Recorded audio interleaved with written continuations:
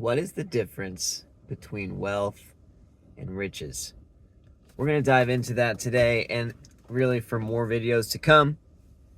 I'm Jeremy from school.com/financial coaching. If you have read the Bible, which is kind of inspiring some of these videos here, especially in the New Testament, you will see many warnings about riches. And interestingly, you will also in the Old Testament see many blessings about wealth. And this is kind of important. It's kind of important to differentiate because some of these warnings are pretty extreme. Like, for example, you have, this phrase, you cannot serve both God and money. The love of money is the root of all evil.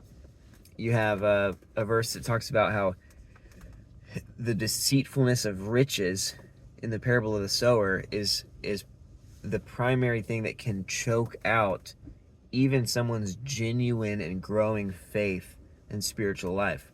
The deceitfulness of riches. You have at the end of the book of James, he talks about, why would you show favoritism to the rich? Aren't they the ones that are screwing you over? Like, aren't they the ones that are oppressing you, that are keeping you poor?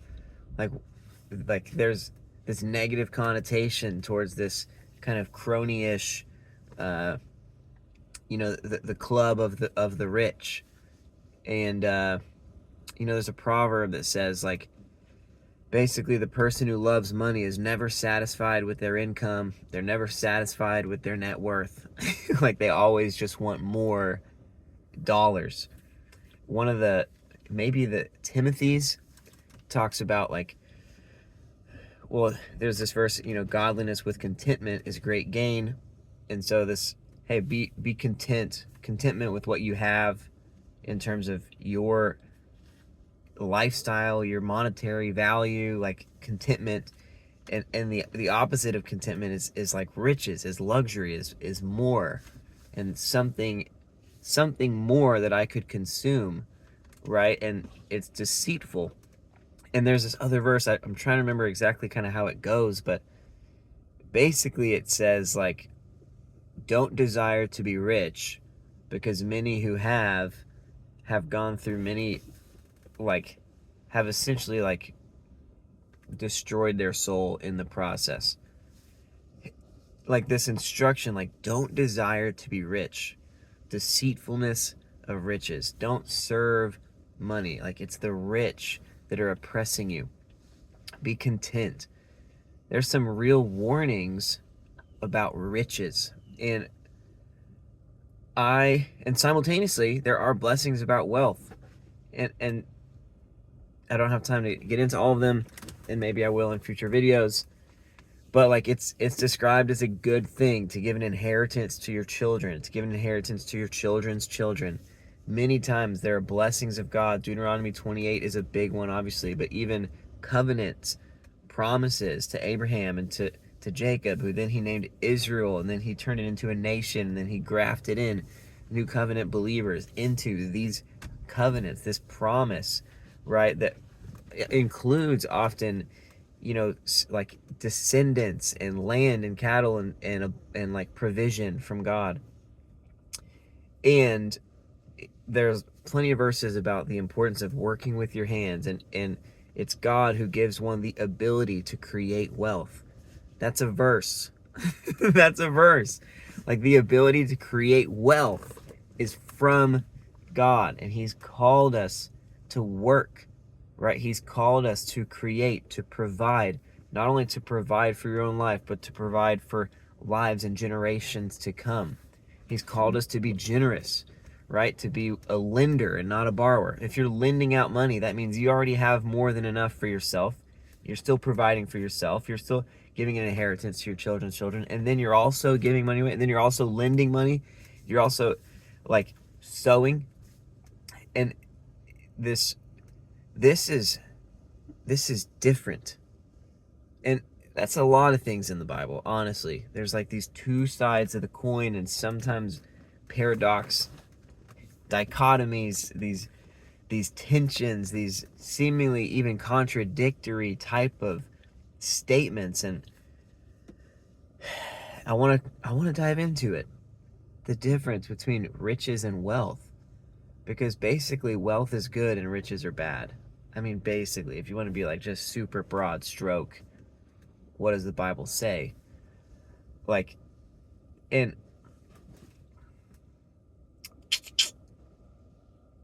also, every person's different. There's a mixed bag.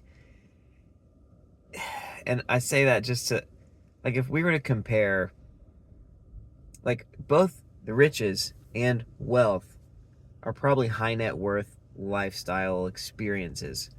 And so it's not, the difference is not about how much money do you have or don't you have, but the emphasis in riches basically is personal consumption.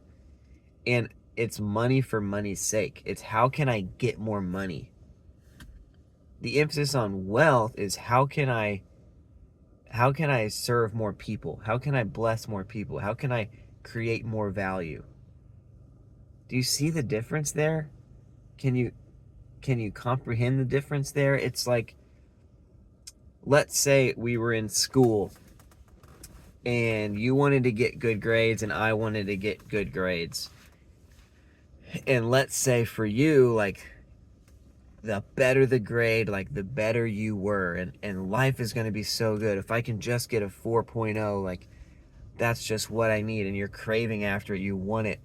And maybe for me it's like, man, I want to be like diligent and faithful. Like, I want to be just aware of this opportunity. I'm spending money to be in this school. Like, I just want to make sure that I'm comprehending this material well, because I know that these are building blocks that I'm going to be able to build on.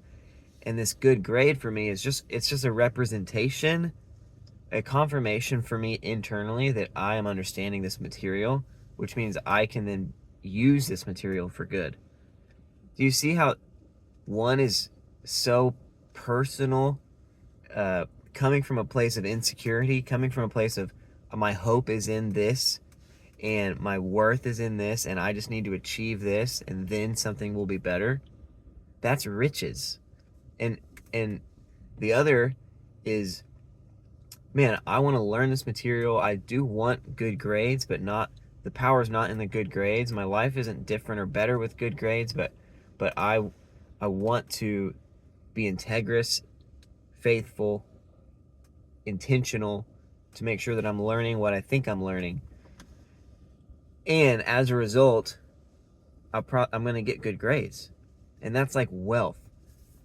As it relates to money, I mean, with school, like, again, if the goal is understand the material, there is only one way to do it. And the good grades have to be a reflection of the understanding. If you got good grades but you didn't have the understanding, you would feel the void. You'd be like it wouldn't scratch the itch. It wouldn't satisfy what you're looking for. The goal wasn't good grades necessarily. You're happy to have a good grade, but the goal is understanding. And as it relates to my financial freedom pyramid, this is what I'm getting at with, hey, you could have enough money to think that you're at this pinnacle, freedom. But if you don't have this pyramid built out to support it, it's not going to last. Like, at worst case, it's going to evaporate. And the best case is it'll still be there, but it's gonna destroy your soul on the inside. Like, you want your financial freedom to be representative of this internal transformation that's happened, this value that's really been created.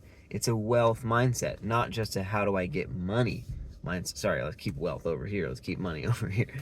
So y'all don't get too twisted, okay? But if your goal is just to get good grades, what might you do? Well, if I can think about what my peers did in college, okay, like, you're probably going to pay money to go to exclusive tutoring sessions that other people can't afford. And okay, great, I can leverage money to get an inside scoop so I can know better what's going to happen on the test. I can be more prepared to get a good grade on this exam, even though it might not be fundamentally tied to my comprehension of the material. If I pay for this course that shows me questions and answers from past tests that past students have submitted to this tutoring agency, then I can basically get the answers for the test. Or you might say, man, I'm going to study in this group and we're going to work together on this homework, and I'll figure out the answer for this problem and they'll figure out the answer for that problem, and we'll be this exclusive group, and we're not going to let just anyone in here, and okay, we're going to work together, aka we're going to divide and conquer, and I'm going to make sure my grade is good even if it's not correlated to my understanding of the material. Or you could just outright cheat, right? I'm going to find a way to have a scheme. I'm going to figure out like what's on the test. I have a friend that's taking this class at an earlier period. I'm going to ask them what's on the test. Like, there's so many corners that you can cut if the goal is get good grades. And I'm using this as a metaphor, as an analogy, because which first of all, by and large, I mean, that happened all the time in college, and I did not participate. Almost always. Almost always. I don't want to say that I was flawless, but it struck me as ethically compromising. And what I'm trying to illustrate is that this is the same type of spirit as it relates to money. When we think, man, I just want to get more money, I just want to do whatever makes the most money, and it's like you're after money and you're not considering if you really deserve the money that you're getting. You're not considering, is this money really representative of value that I've created? You're not considering, is this money something that should be given away?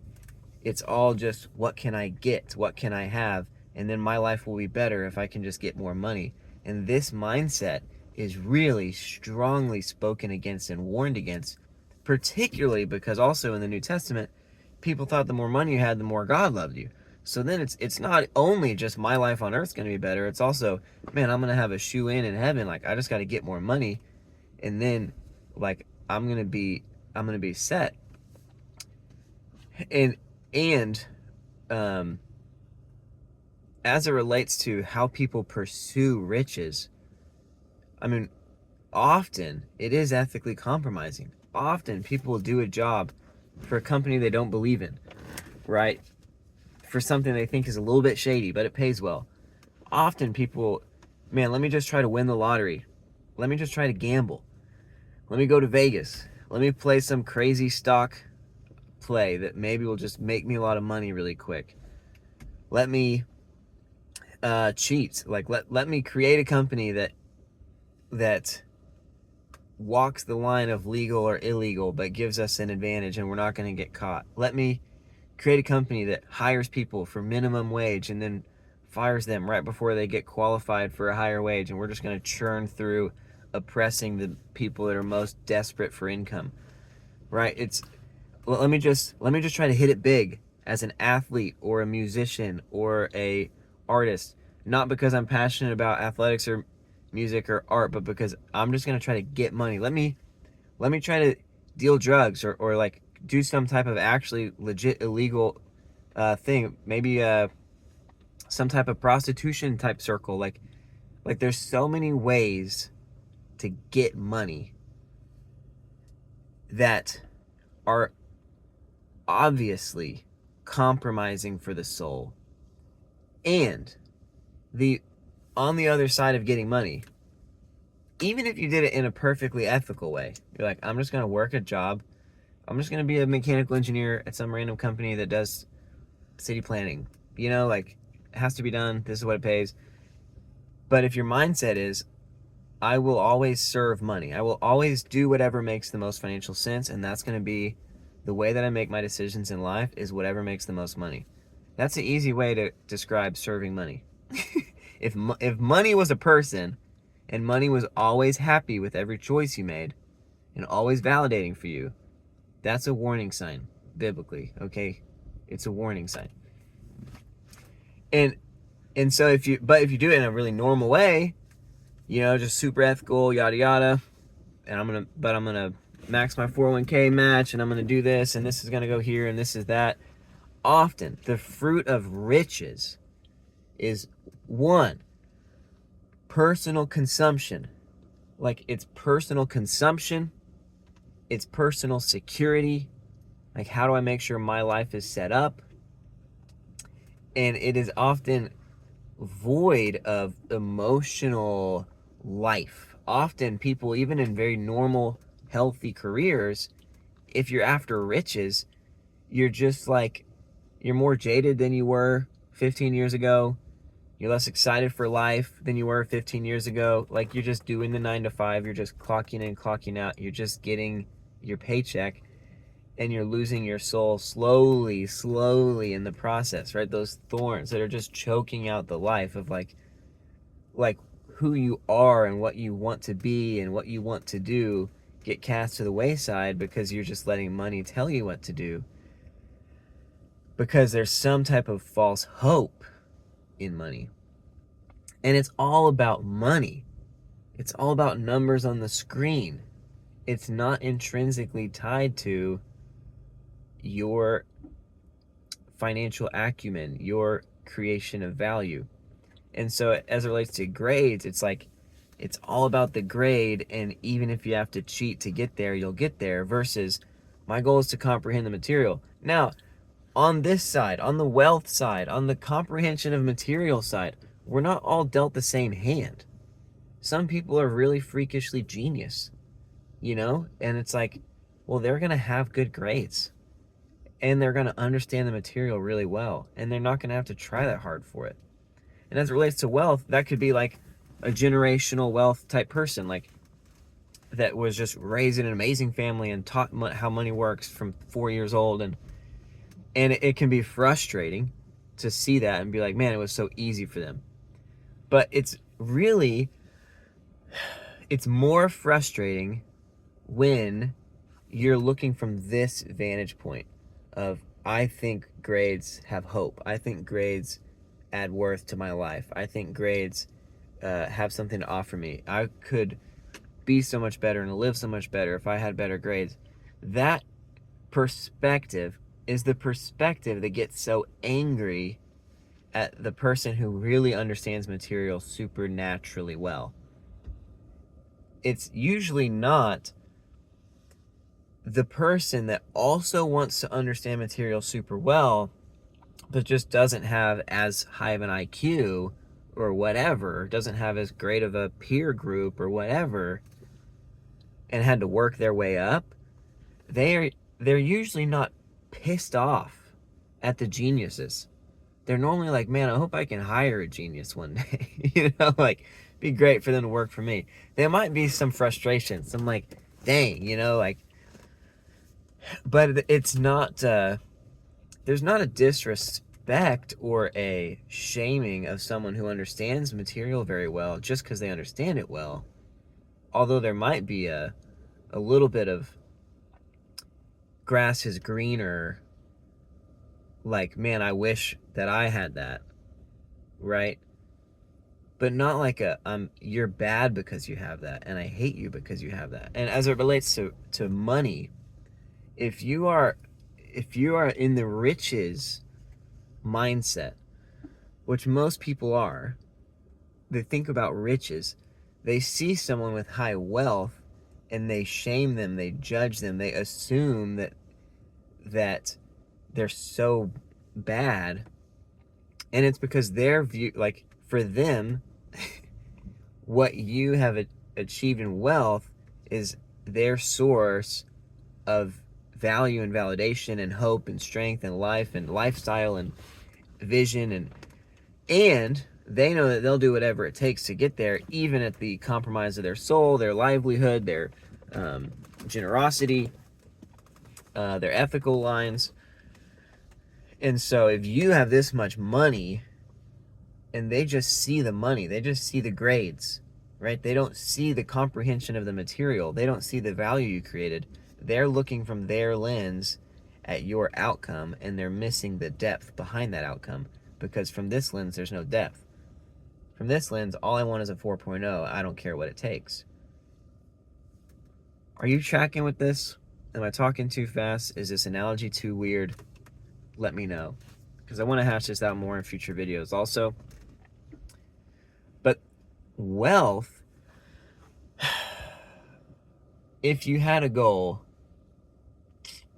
to get good grades, the best way you could go about it is, man, how can I make sure that I understand this material well? But as it relates to money, what I generally feel like Jesus is encouraging throughout the New Testament. I know we didn't deep dive into a scripture in this one, but you just have to trust my summaries here. But what I feel like the New Testament highlights is, don't make your goal good grades. Like, it's the better option. Like, if your goal is good grades, and here's all these, you could do it this way or this way or this way or this way. Like, choosing the way of, let me just try to understand material the best I can, is the best option as far as strategies for how to make sure I get good grades. But what I'm getting at is, the goal really shouldn't be, I just want to get good grades. Like, if you remove that as the higher goal and you just make this the highest goal, I want to understand this material as well as I can, or as well as I want to understand the material. Maybe you don't want a 4.0. Like, maybe it's not important that you understand the material that well. When I was in college, I knew it. It's not important for me that I understand this material that well. If I'm at a 3.0 or a 3.25 or a 3.4, that's great. If I'm at a 4.0, I'm concerned because I think I over understood this material because I know it's not that important. That was just for me. That's not for everyone. This is not educational advice. It's not academic advice. Okay. If you remove the goal, get good grades, and you keep the goal, understand the material, you end up a way different type of student and honorable in many ways. With money, the goal, I want to have a lot of money, generally speaking, is a bad goal. Generally speaking, seems discouraged in the Bible. I want more money. Generally speaking, discouraged in the Bible. But that might be like, honestly, you're like, that's what I want. If that's what you wanted, I would say at least choose the best choice under that umbrella, which is the way that I'm going to do that is by creating real wealth, creating real value. That I want more money, but I want to earn it. I want more money, but I'm going to let that money be a reflection of transformation that I've actually undergone, of value that I've actually created, of resources that I've actually strategically aligned. And what I'm saying is that would be closer, but still dangerous. Because if the big goal is still, I want more money, what the Bible indicates is that's fleeting. More money just for more money, it's going to get you in all those traps. There's too many traps.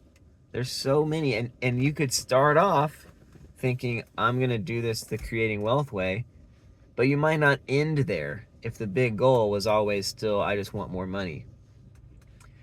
But if the goal is, I want to create wealth, I want to understand money, I want to steward money the way that God would want me to steward money, I want to allocate resources the way that heaven wants me to allocate resources, I want to think about business strategically, I want to understand how people and goals and value are generated and created, I want to tap into my creativity, I want to tap into my vision and build something that doesn't even exist yet, that would actually be a blessing to people, that people would actually thank me as they pay me for this product or this service. And there is a way to transform as a person that of course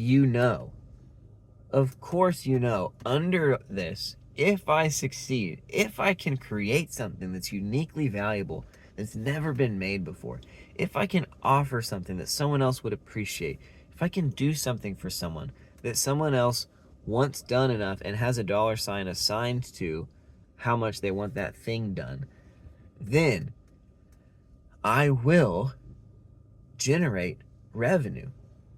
Like, my ceiling for income and for net worth goes up.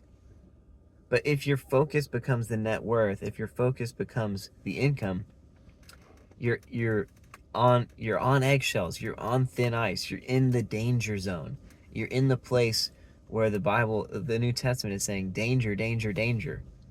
Because as soon as you're thinking about that, then all you're thinking is it's warped, and it's generally becomes very inward of what can this mean for me? What can this do for me? And the spirit of wealth is not internal. The spirit of wealth is external. And often wealth is shamed, wealth is crucified not because it's bad, and usually not by people that are on that transformation process. Some people, they got a leg up. Some people, they're really just freakishly good at numbers, and they can just do X, Y, or Z that you can't do. Some people have resources and connections you don't have. Some people are born into wealth that you don't have. That's okay, because we're all in this journey of being transformed. We're all in this journey of putting our hope away from money and putting our hope into God, and then letting God transform us, work on us, inspire us, bless the work of our hands, give us the ability to create wealth, to impact and serve communities, families, neighborhoods, generations, the globe. The more that you tap into the type of person that you want to be, often, it leads, even if you're an employee, it's not even about owning a business. It's not even about investing in an active way versus passive indexing. I'm saying this wealth versus riches mindset. As an employee, if you're thinking about riches, you're thinking, how can I get a raise? Is there someone else that would pay me more? When's the next bonus going to come? How much is it going to be? It's so inward, and it's all about your money. If you're in a wealth, if you're trying to create wealth, then as an employee, you're thinking, how are we going to increase the profitability of this company? And you're thinking, how can this company provide services that are more valuable so that people would pay more for them? How can this company allocate resources more strategically to cut costs? How can this company get more focused on our vision so that people can represent our brand well and understand what our values are? How can I add value to this company at an immensely higher clip than I'm doing right now? And if I can do that, then I bet my pay will reflect that over time. But I don't want to just ask for more money. Well, you make this much, so I want to make more. That's riches mindset. The wealth mindset is, I'm on a journey that I'm always on. I always want to keep getting on, and I'm not just doing a job. I'm not just clocking in. I'm not just doing whatever makes the most financial sense based on the little pie that I've been given of this world. You're on a journey of transformation that's intrinsically external in nature. If you don't create the value, you don't get the money. And if you do create the value, then even if the money doesn't come, you have fulfillment, because you stretched yourself and you built something that was amazing and wonderful. When Noah built the ark, he didn't get paid. You know what I mean? But he spent years and years creating something of value that he had a vision from God to build. And it turns out it was worth it, right? Still alive. Sup? You know what I mean? Every value you create is not about what you get in return for it monetarily, right? Not every business you build will succeed from how much money is this going to make. It's not about the money. It's about, are you creating wealth? And that creating piece is big, and that wealth piece is big. It's real work, it's real stretching, it's real transformation and expansion. And then it's also real external, real service, real value, real generosity. Even hiring people, that's intrinsically external. I'm gonna make a commitment to feed another family in my community.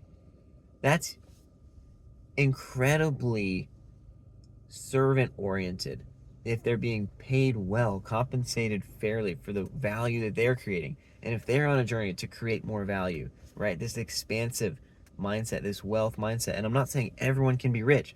I'm saying it's not about riches. I'm trying to differentiate for you riches and wealth. Riches is self-centered.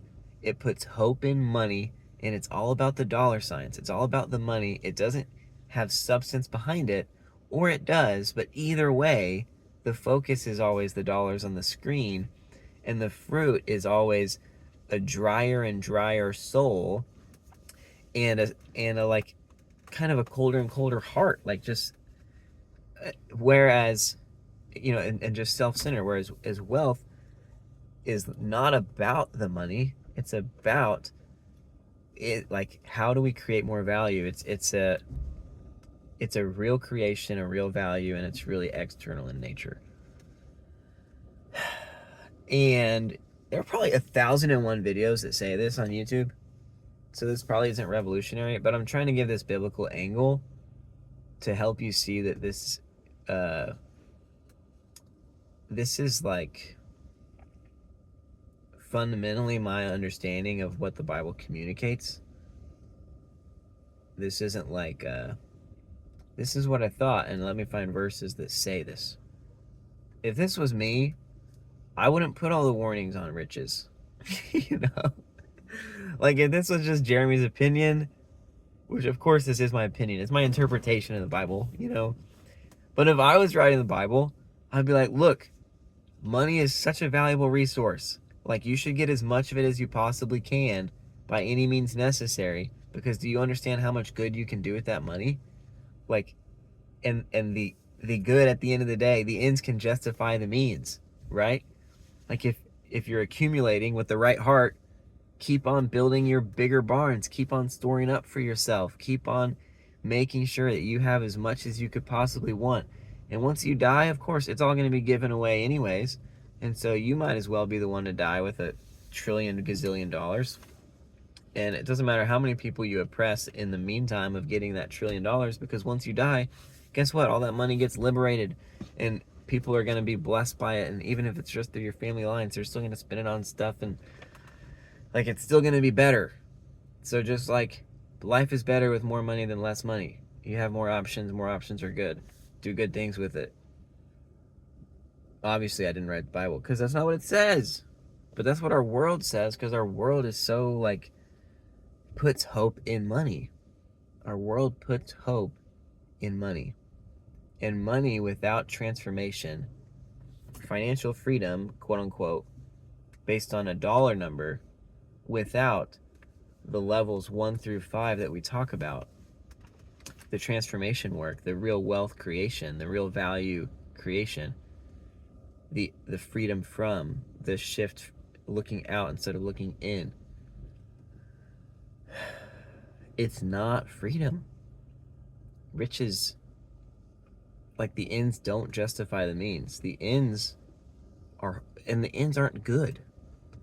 That's the other really key like warning in the New Testament, is like the ends aren't good. We think more money equals better ends, but it's not true. More money is more problems. It's thorns. It's accusation. It's injustice, right? It doesn't go that well. Think about like the grades person. Okay, you cheated and ethically blurred your way to a 4.0. For what? So that you could get a corporate job full of corporate politics, where you will have to continue jumping through similar type hoops, operating a similar type way, because everyone that got there did similar type things in college. And now it's just the next level of the game, right? And how do you say the right things and do the right things and present yourself in a certain way? And you're not necessarily thinking about the bottom line of the company. You're not internalizing the vision. You're just thinking, how do I rise the ranks? How do I get through the ladder? How do I create this opportunity? And so you ping pong away your career to people that will pay you the most. And then you just play this game of how can I get the most out of it? And then one day you're the CEO of something, or the partner of something, or whatever, and you have this midlife crisis, hopefully, Hopefully it's not a 3-quarter life or 4-quarter life crisis. Hopefully you realize it halfway through. But at some point you're like, I've been used and abused my whole life. Like, everyone's just done. Like, I've just played the games to try to get the things, and the things didn't do anything for me. And actually, I'm just that much more upset and mad because I have that.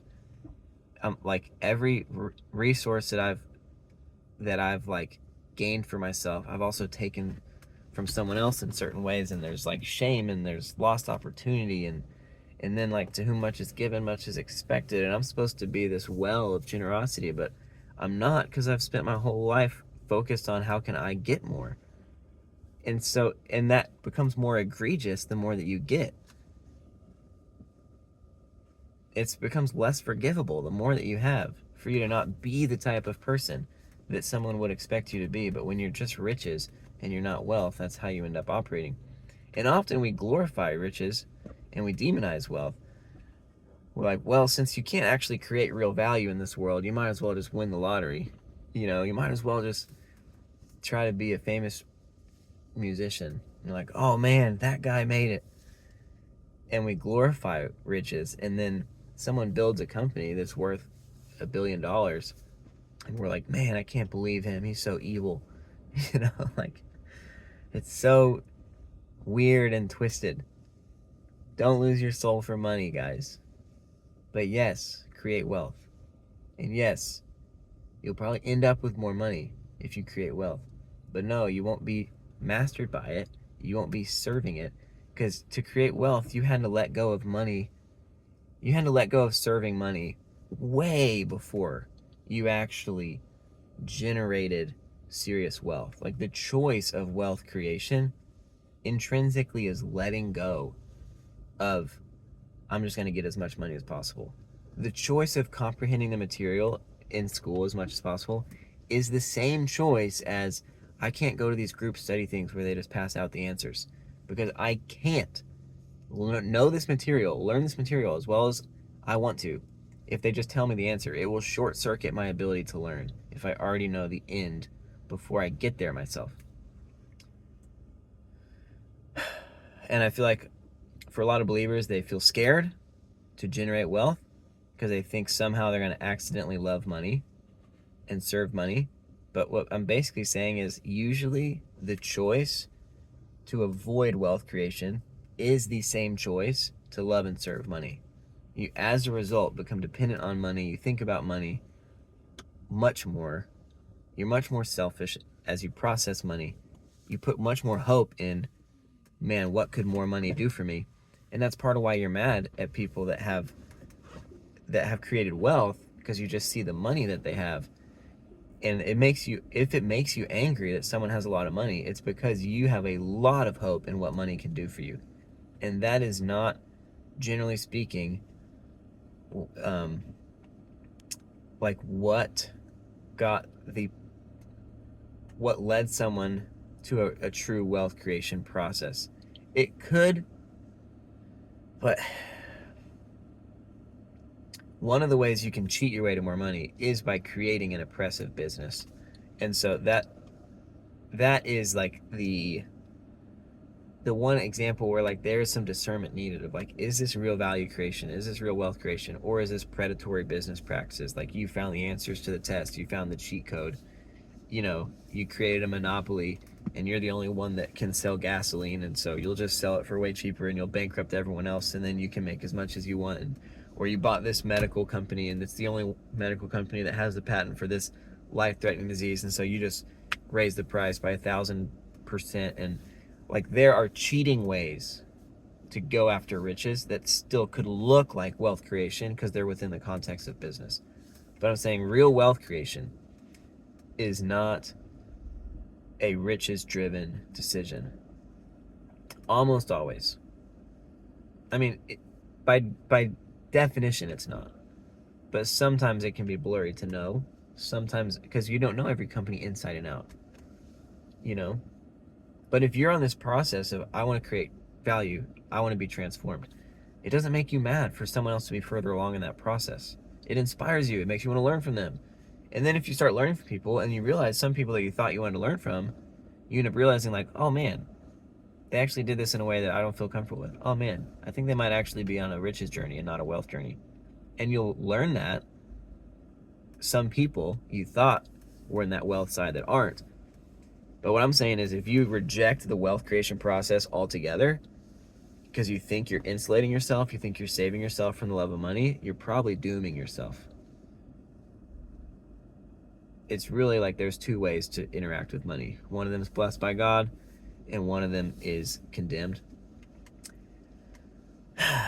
And if you're watching this video, this probably applies to you. If you're someone in the world without internet access, and you're actually like the very, very least of these, then maybe there's this third dynamic of communications from Jesus about money, and that can bleed into like that, just that lower percent of society that's meant to be protected, cared for, nurtured, fed, sheltered, and you're not supposed to do it yourself. You're supposed to receive that benevolently. But if you're like really in that space, you're probably not watching this video. So all I'd say, don't be scared of creating wealth. You're not going to love money if you create wealth. That's not the same thing. All right. We went into a lot of things here, didn't we? Let me know. What do you want to hear more about? Or do I even need to make more videos about this? Or do you get it? The difference between riches and wealth. Simple enough, right? Let me know what you think. All right. Talk to y'all soon.